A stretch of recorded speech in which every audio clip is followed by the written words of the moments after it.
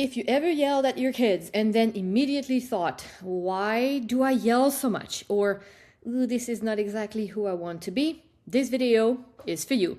Because yelling is rarely about anger. It's about what happens when your nervous system loses capacity. Today, I want to explain what's actually happening in your body in those moments, the belief that quietly drive the yelling, and the deeper root most moms never looked at. So you can understand yourself instead of judging yourself. Let's go. What is actually happening in the moment? Let's start with the moment itself. Your child is not listening, repeating the same behavior over and over, moving slowly when you need speed, pushing a boundary you already explained. Your nervous system is already loaded. You're tired, you're overstimulated, you're managing too many decisions, you're holding responsibility without relief. At a certain point, your system stops operating from choice. And this is important because yelling is not a decision, it's a reflex.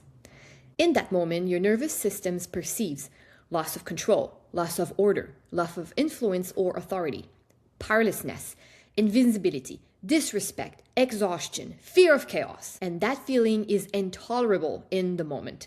Anger appears as a protective mechanism, and you will respond with the fastest tool you have, which is volume, intensity, and force.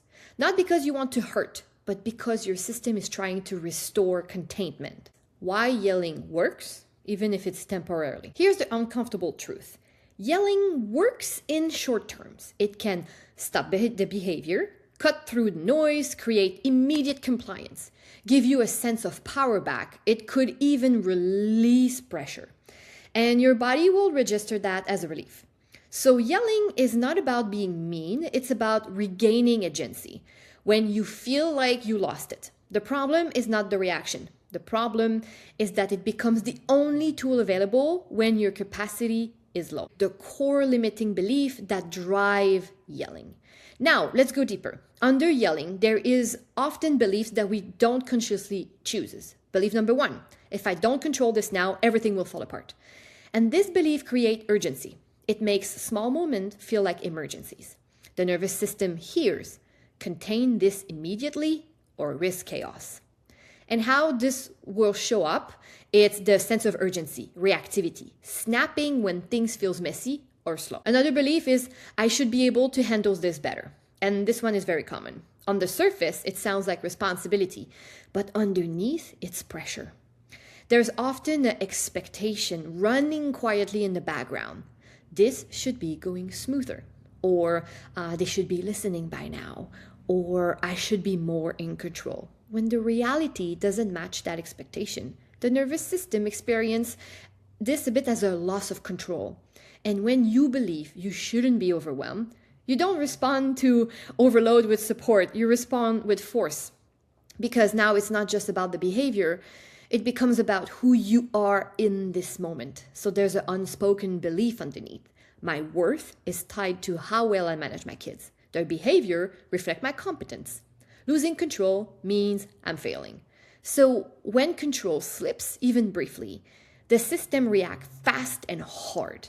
And it shows up with overreacting to normal childhood behavior, while the reaction is often way bigger than the situation itself. Another example of belief is, if they don't listen, I'm not being respected. And this belief turns behavior into a personal threat.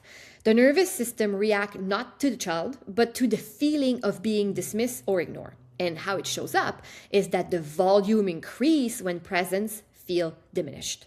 And it's important to remember that this often comes from an earlier experience of not being heard, not from parenting itself. Another belief is, there's no space for my own limits right now. So this belief often goes unnoticed. It's deep and very personal. A belief that my needs will have to wait. My capacity doesn't matter. And I must keep going no matter what. So when limit or ignore, they don't disappear, but you erupt. Now, the deepest root.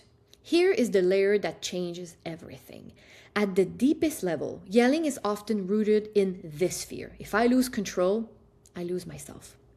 Not just authority, by identity. And many moms sees themselves as capable, regulated, patient, conscious when the system collapses. It doesn't feel like an inconvenience. It feels threatening.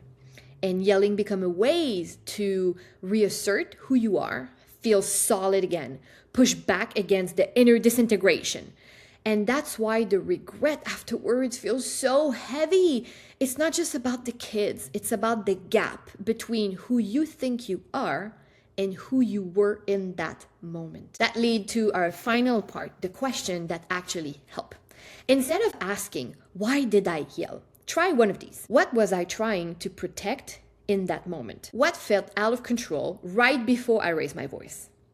What did yelling give me immediately?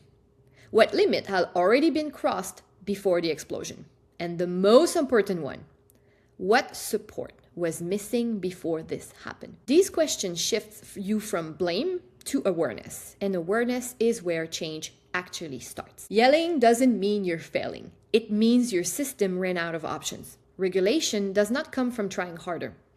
It comes from understanding where capacity is leaking and addressing it before the explosion. If this resonated, share it with a mom who's been hard on herself lately. Nothing is wrong with her. She's just been carrying a little too much. I hope you enjoyed this episode and that it inspired you on your motherhood and womanhood journey. Don't forget to subscribe and please share in the comment what resonated with you and pass this episode to a friend or family so we can grow our village together. Until next time, stay curious, stay connected, and keep rewiring yourself into the woman you know you're meant to become.